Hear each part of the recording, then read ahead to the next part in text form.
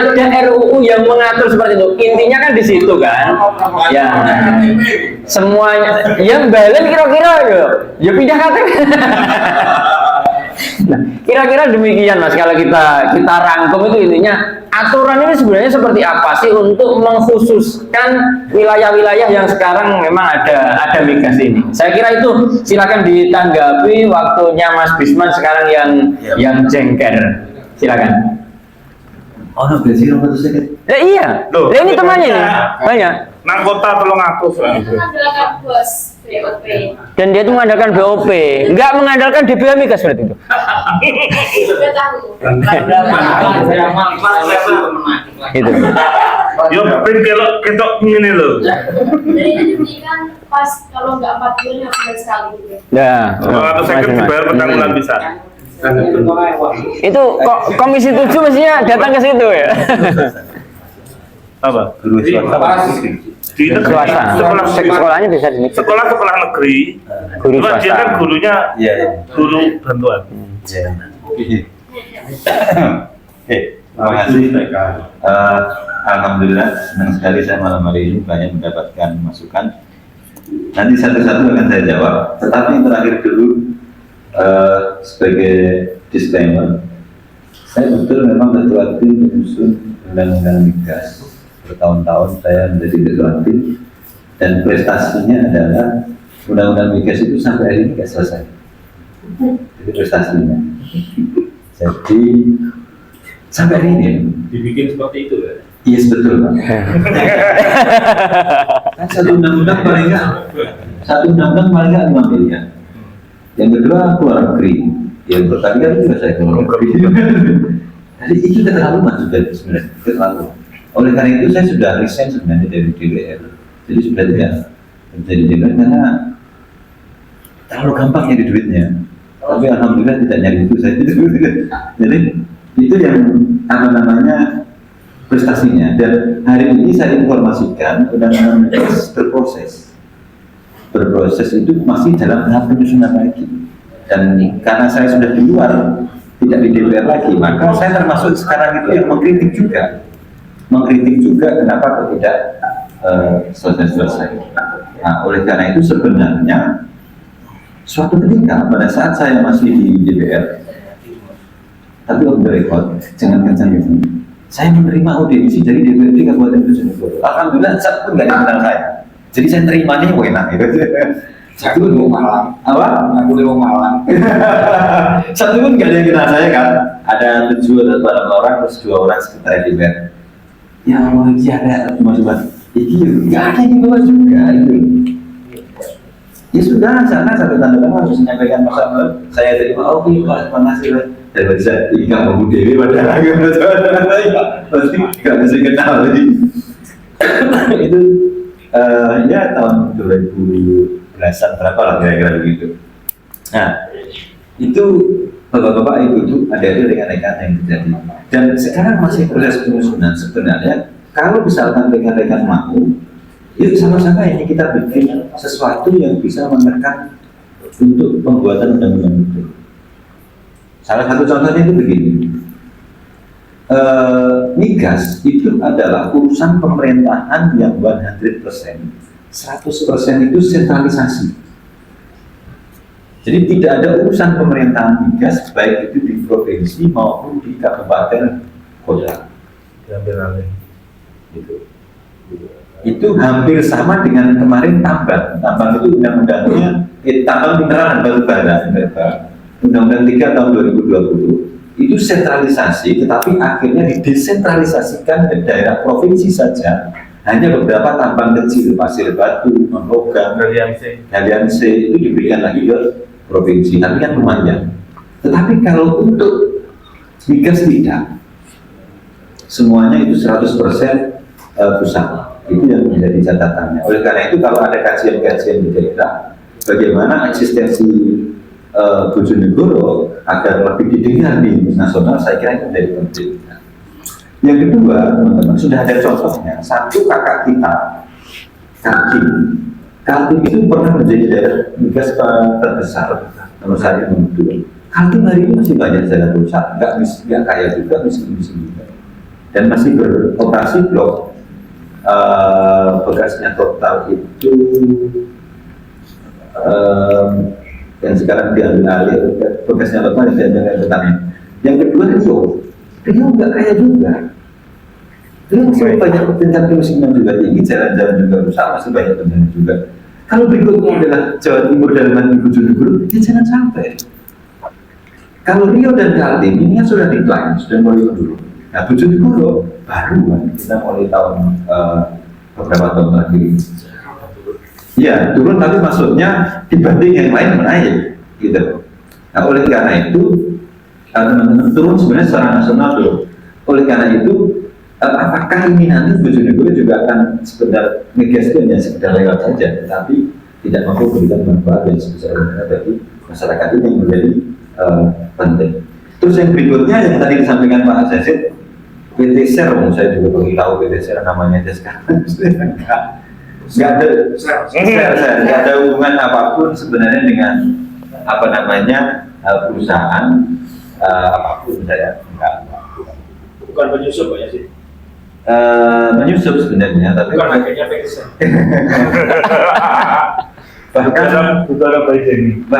saya beberapa bulan lalu kembali itu maksudnya datang lagi ke apa namanya Wonocolo misalnya itu Wonocolo. Betapa Wonocolo itu joroknya minta ampun. Jorok itu maksudnya memang dikelola oleh masyarakat, tetapi faktor lingkungannya tidak diperhatikan. Limbah migas itu tidak bisa hilang kecuali di bioremediasi, dan itu mahal banget. Artinya suatu ketika itu tidak akan bisa diapa-apakan. Gitu. Oleh karena itu sebenarnya faktor lingkungan dan sosial kan perlu kita pikirkan, gitu loh.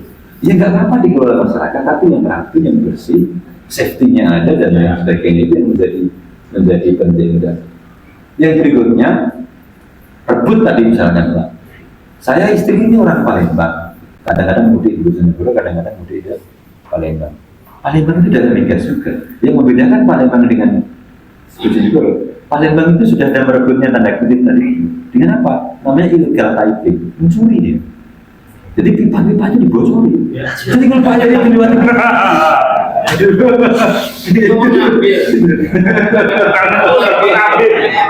akhirnya jawabannya mengambil itu. jadi tidak lama antara Jambi sampai ke Palembang itu banyak. Padahal itu problem besar illegal piping di Sumatera Selatan dan Bojonegoro nggak banyak masalah terkait dengan hal itu. Tapi nanti akan saya jawab juga. Nah, ini beberapa hal teman-teman semuanya yang sebenarnya menarik. Dan ayo ini kita studi komparasi. Kami akan banyak berikan info terkait dengan itu. Oke, secara umum. Yang saya jawab secara rinci-rinci tapi singkat-singkat. Saya berharap nanti akan dilanjutkan lagi. Pertama Pak Tri Subagio, masyarakat tidak tahu. Ini yang mungkin juga menjadi penting bagi elemen semua, teman-teman yang silu, aktivis, perguruan tinggi dan sebagainya. It's no problem masyarakat tidak tahu, tapi paling tidak mendapatkan hasilnya. Tapi kalau sudah tidak tahu dan tidak mendapatkan hasilnya, silakan yang 14-12. Ini yang menjadi penting. Termasuk efek adanya migas juga bagi masyarakat. Migas itu teman-teman semuanya paling tidak itu 3 yang mestinya punya efek. Satu, pendapatan negara, yang berikutnya ke daerah. Ya kan? Pendapatan ini pun bisa masuk ke 2 tempat. Satu melalui APBN, 2 melalui BUMD. BUMD dengan mekanisme yang namanya PIL, Participating Interest. Dan Bojonegoro ini terbesar dan Bojonegoro ini menjadi percontohan PIL. Di mana-mana itu Bojonegoro disebutkan tanda kutip suksesnya BI. Tak tahu benar sukses atau enggak. Yang kedua sekarang sukses lagi Jawa Barat, ada BUMD-nya, Provinsi Jawa Barat itu sukses juga. Nah, oleh karena itu ini yang sebenarnya pendapatan negara masuk lewat APBN, di dalamnya ada APBD, yang kedua masuk lewat PIBUMD. Ini yang nanti pertama. Yang kedua itu adalah melalui multiplier effect. Multiplier effect ini adalah dampak ikutan. Memang betul tadi yang disampaikan bahwa karena bukan padat karya, maka tidak bisa mempekerjakan banyak orang. Kalau kita lihat di lokasi migasnya sepi-sepi saja, karena memang kalau sudah dikasih pipa libur ya sudah selesai. Betul, karena memang kalaupun banyak kerja harus ekspor. Tetapi yang kita harapkan sebenarnya multiplier effect. Multiplier effect itu begini.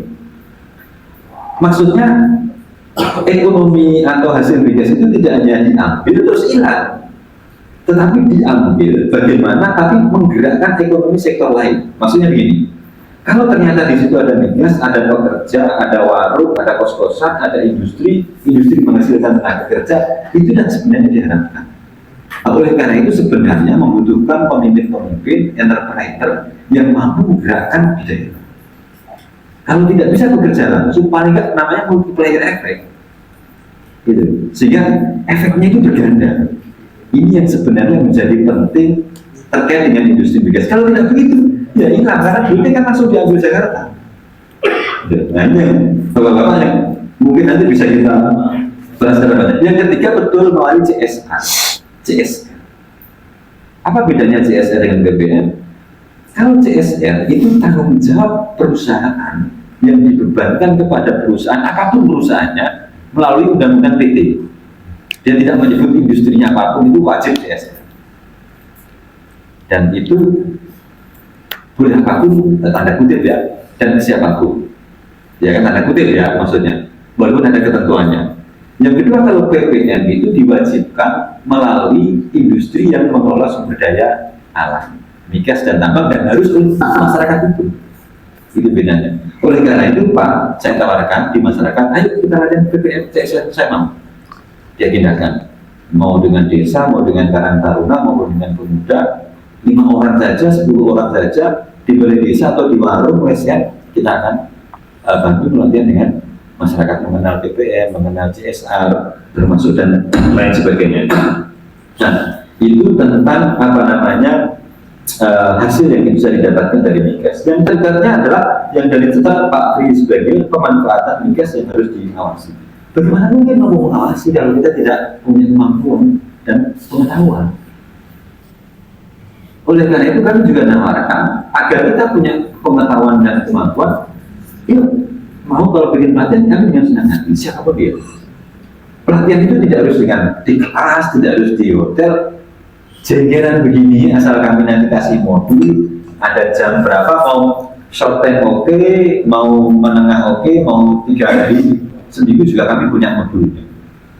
Di Unigoro kami kebetulan mereka hanya sanggup ada 4 sesi pagi sampai sore itu hanya 4 sesi dan kami siap. Nah teman-teman kami persilahkan kalau suatu ketika diperlukan pemahaman tentang migas. Contoh misalkan pertanyaan dari Mas Anas juga. Apa beda Pertamina dengan skala migas? Saya ingin jelaskan tentang industri migas teman-teman semua. Industri migas itu kan industri yang dikuasai oleh negara. Negara itu tidak boleh berbisnis karena negara itu biasanya itu adalah membuat pengaturan dan melakukan pemerintahan. Akhirnya negara itu tanda kutip membentuk lembaga yang namanya BP Migas, Badan Pelaksana Hulu Migas.